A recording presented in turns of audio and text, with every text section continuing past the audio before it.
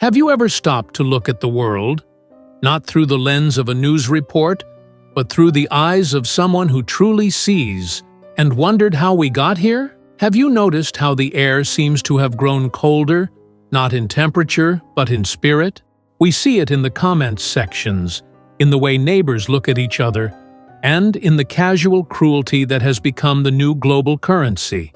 We ask ourselves, how did people become so evil? We look for a monster, a villain, a single person to point at. But what if I told you that evil isn't a monster that moved in from the outside? What if I told you it was a slow, quiet rot that we all invited in, one small compromise at a time? That is the point we need to discuss. We think of evil as a choice, a conscious decision to do harm. But more often than not, what we call evil is actually a form of sleepwalking.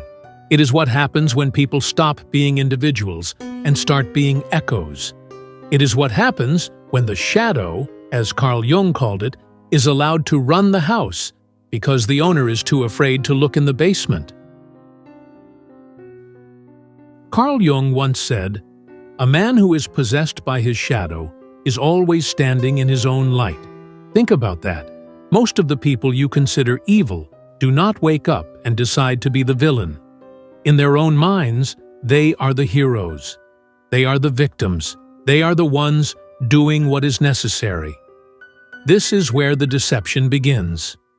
We have been taught since we were children to wear a mask, what Jung called the persona. This is the face we show the world to prove we are good, kind, and normal. But here is the danger. The more effort you put into pretending you have no darkness, the more that darkness grows behind the mask. When you deny your capacity for anger, for greed, or for hate, you don't make those things disappear.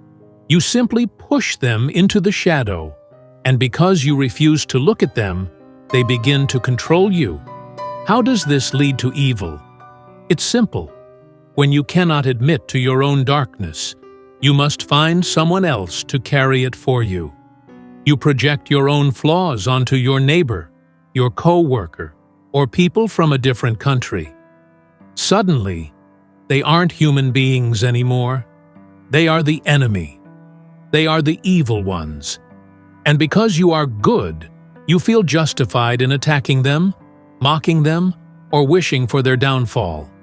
This is the birth of cruelty, the moment you believe your own lie that you are purely good.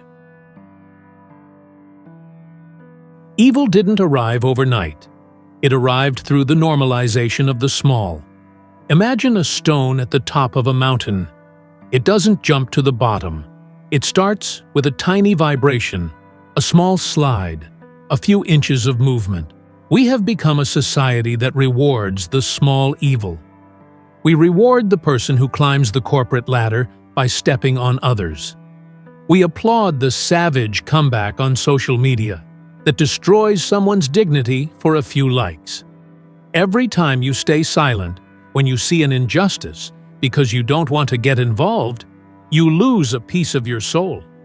Every time you join a digital mob to feel like you belong, you give away a piece of your humanity. This is what Hannah Arendt called the banality of evil. It's not always found in grand, cinematic gestures of villainy. It's found in the clerk who just follows orders, the bystander who just watches, and the person who justifies their cruelty by saying, "Everyone else is doing it." The world went into crisis because we traded character for convenience. It is easier to be cruel behind a screen than to be kind in person. It is easier to hate a category of people than to understand an individual. And as we chose the easy path over and over again, our hearts began to harden. We didn't notice we were becoming the very thing we claimed to hate. Jung's greatest fear was the mass man. He believed that when individuals lose their sense of self and merge into a crowd, the results are always catastrophic. Why? Because a crowd has no conscience. A crowd has no shadow. It is the shadow. Look around you. How many people are thinking for themselves?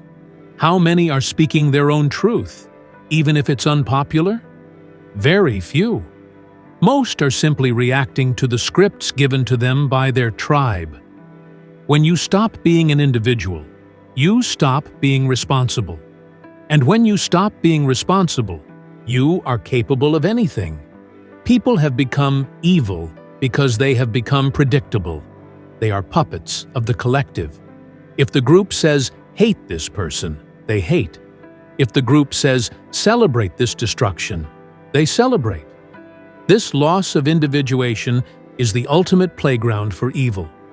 It allows people to commit horrors while feeling like they are doing the right thing for the group. They are no longer humans. They are cells in a larger, angry organism. Let's talk about your psychic energy. Jung believed our energy is limited. Where is your energy going today? The modern world is designed to keep you in a state of constant, low-level rage. The algorithms of your phone, the headlines of the news, the structure of our politics, they all want your outage. Why? Because an outraged person is an easy person to manipulate. When you are angry, your higher brain shuts down. You become reactive. You become a tool. Think about the last time you felt a surge of hatred for someone you've never met. That was your psychic energy being stolen from you. That energy was used to feed the evil in the world. Instead of using that strength to build your own life, to heal your wounds, or to create something beautiful, you gave it to a ghost. You fed the monster. We have become a society of energy vampires, but we aren't just draining each other. We are draining ourselves. We are so busy reacting to the provocations of the world that we have no energy left for love, for nuance, or for mercy. And a world without mercy is, by definition, an evil world. Jung said, everything that irritates us about others can lead us to a better understanding of ourselves. When you see someone acting evil, what is your reaction? If your reaction is to feel a sense of smug superiority, you are missing the point. The evil out there is a mirror of the potential evil in here. The reason it bothers you so much is that, deep down, you know you are capable of it too.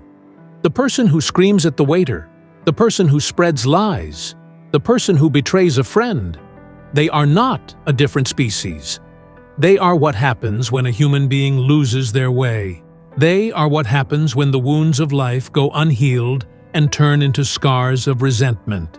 If you want to know how people became so evil, look at how we treat our own pain.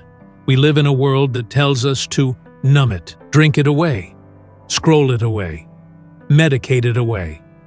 But pain that is not transformed is always transmitted. If you don't deal with your hurt, you will eventually hurt others. You will become the very source of evil you complain about. So, what is the answer? Is the world doomed to continue this descent into darkness? The answer lies in what you choose to do next. It lies in the process of individuation. It begins when you decide to stop being a reactor and start being a creator. It begins when you stop looking for evil in others and start looking for it in yourself. Not to punish yourself, but to integrate it. To be good is not to be harmless. A rabbit is not good because it doesn't bite. A rabbit is harmless because it can't bite. True goodness comes from someone who is capable of being dangerous, but chooses to keep their sword sheathed. True goodness is having a shadow, knowing exactly what it looks like, and choosing to act with love anyway. The world has become evil because too many people have lost their swords. They have become weak, reactive, and hollow. They have traded their inner authority for external approval. To change the world, you must first reclaim your own energy. You must become unavailable to the cycle of hate. When the world tries to provoke you, choose silence. When the crowd demands you join the mob, choose solitude. When the persona demands you pretend to be perfect, Choose the messy, honest truth. This is not about being a saint. It's about being whole. It's about understanding that silence is stronger than a shout, and that a single person who has integrated their shadow is more powerful than 1,000 people who are running from it. I ask you now, looking at the life you are living, whose energy are you using? Are you a puppet for the world's anger? Or are you the master of your own soul?